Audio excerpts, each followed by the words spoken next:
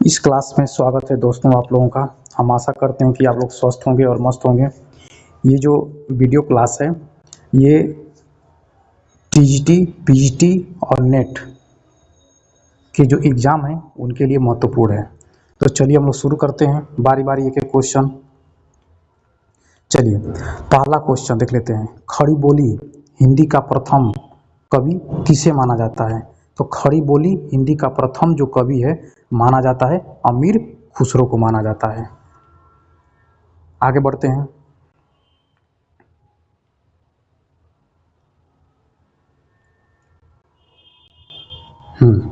हिंदी का प्रथम महाकाव्य कौन सा है? तो हिंदी का प्रथम महाकाव्य माना जाता है पृथ्वीराज रासो को माना जाता है, जिसके रचयिता हो जाएंगे चंदर बरदाई। चंदर बरदाई, चंदर बरदाई हो जाएंगे। आगे बढ़ते हैं।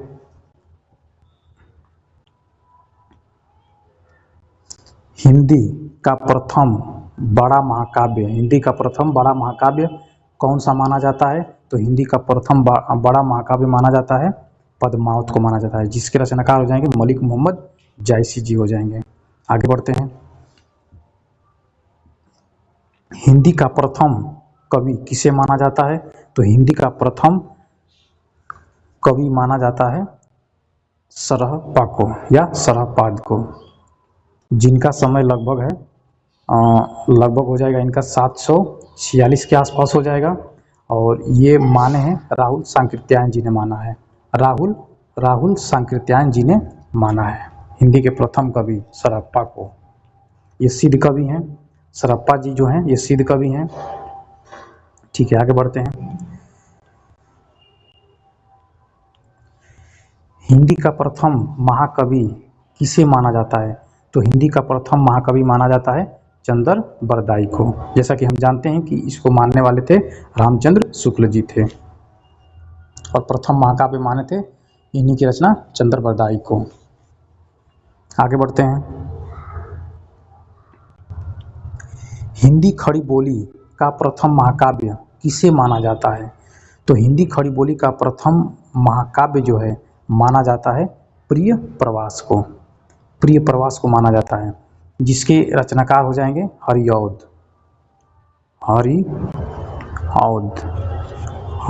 जी हो जाएंगे। और ये खड़ी बोली में लिखा गया है और इसका जो समय काल है 1914 है। आगे बढ़ते हैं। हिंदी का प्रथम वक्रोक्ति कथात्मक महाकाव्य कौन सा है? तो हिंदी का प्रथम वक्रोक्ति कथात्मक महाकाव्य हो जाएगा आपका पद्मावत, जिसके रचनाकार हो जाएंगे मलिक मोहम्मद जायसी जी। आगे बढ़ते हैं।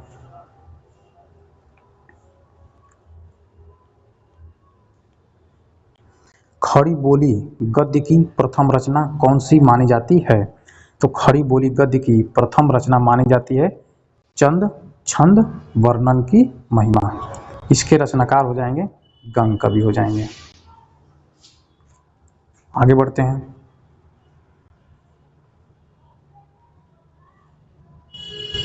हिंदी काव्य में सर्वप्रथम 12 मासा का वर्णन किस रचना में मिलता है?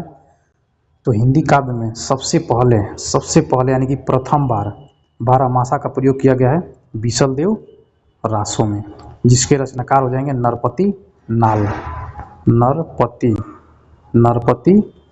हो जाएंगे। नरपति नाल। आगे बढ़ते हैं।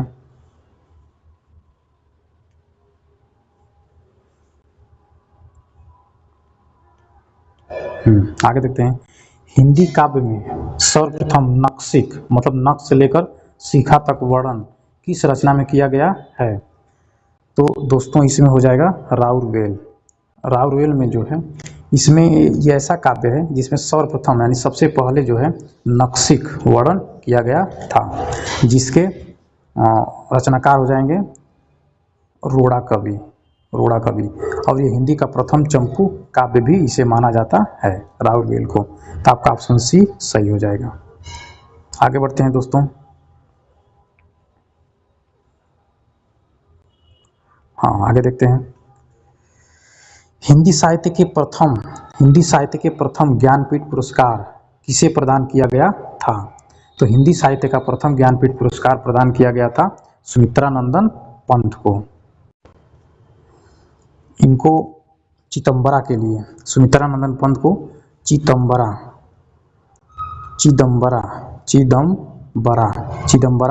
के लिए दिया गया था, 1968 में दिया गया था। अब आगे बढ़ते हैं।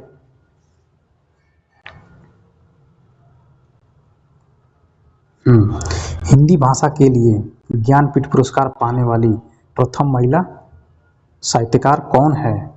तो दोस्तों इसमें प्रथम महिला साहित्यकार जो है हो जाएंगी महादेवी वर्मा, जिनको यामा के लिए 1982 में ये पुरस्कार दिया गया था और ये प्रथम महिला है जो ज्ञानपीठ पुरस्कार पाई थी। आगे बढ़ते हैं।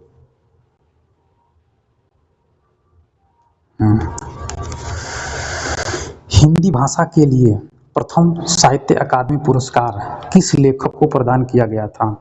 तो प्रथम साहित्यिक अकादमी पुरस्कार जो है पाने वाले थे माखनलाल चतुर्वेदी जी थे, जिनको हिम तरंगिणी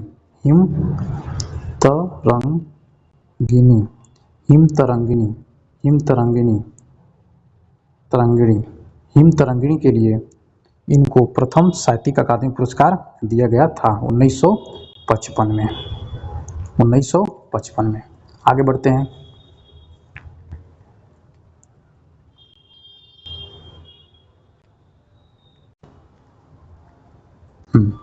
हिंदी भाषा के लिए साहित्य अकादमी पुरस्कार से सम्मानित होने वाली प्रथम महिला कौन सी हैं? तो इसमें हिंदी भाषा के लिए साहित्य अकादमी पुरस्कार पाने वाली प्रथम जो महिला हैं ये हो जाएंगी कृष्णा सोबती जी, जिनको जिंदगी नामा के लिए मिला था। आगे बढ़ते हैं।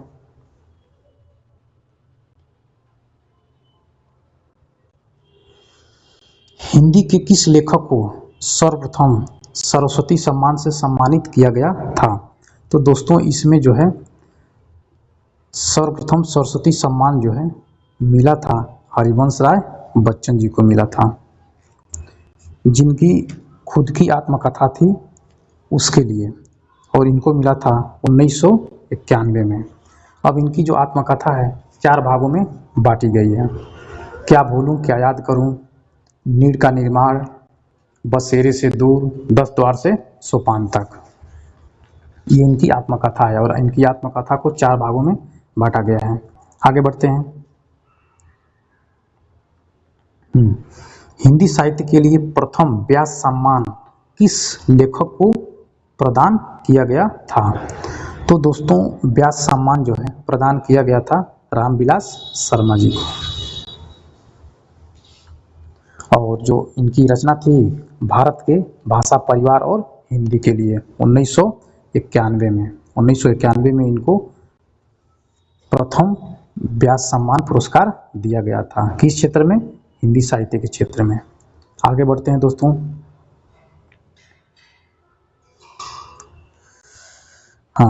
उत्तर प्रदेश हिंदी संस्थान का सर्वोच्च भारत भारती, जैसा कि हम लोग जानते हैं कि उत्तर प्रदेश का हिंदी यानी कि साहित्य क्षेत्र में सबसे जो बड़ा जो पुरस्कार है वो भारत भारती माना जाता है। तो भारत भारती सम्मान सर्वप्रथम किसे मिला था? तो भारत भारती जो सम्मान है ये मिला था महादेवी वर्मा जी को मिला था। भारत का जो सर्वश्रेष्ठ जो साहित्यिक पुरस्कार है उत्तर प्रदेश का भारत भारती, वो प्रथम जो है मिला था इनको महादेवी वर्मा जी को मिला था। आगे बढ़ते हैं।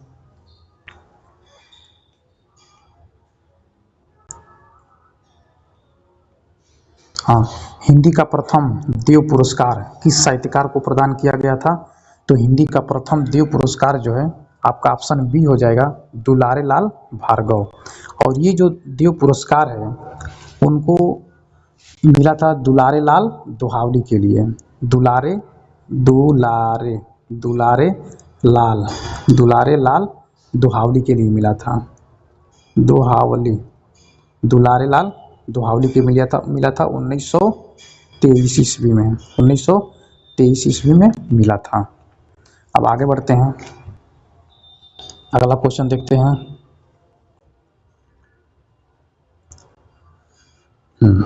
हिंदी साहित्य के प्रथम गीतकार कौन माने जाते हैं? तो हिंदी साहित्य के प्रथम जो गीतकार हैं ये माने जाते हैं विद्यापति, जिन्हें मैथिली कोकिल के नाम से भी जाना जाता है।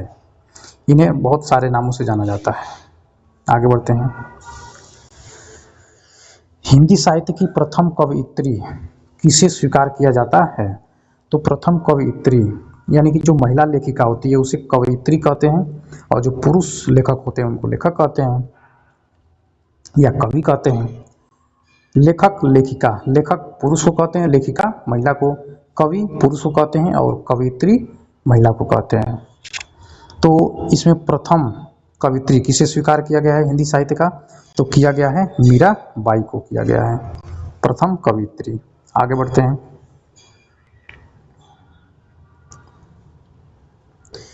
हिंदी का प्रथम दलित कवि किसे माना जाता है? तो हिंदी का प्रथम जो दलित कवि है वो माना जाता है संत रविदास जी को माना जाता है। ऑप्शन बी आपका सही हो जाएगा। आगे देखते हैं।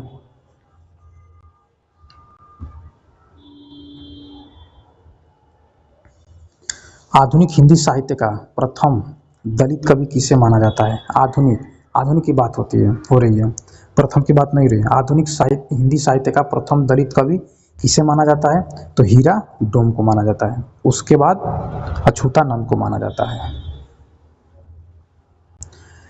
ठीक है दोस्तों, तो हम आशा करते हैं कि ये जो प्रश्नोत्तरी है जो मैंने आप लोगों के लिए बनाया था आप लोगों को अच्छा लगा होगा। और ये जो क्रम है ये हमेशा चलता रहेगा जब तक एग्ज़ाम ख़त्म ना हो जाए।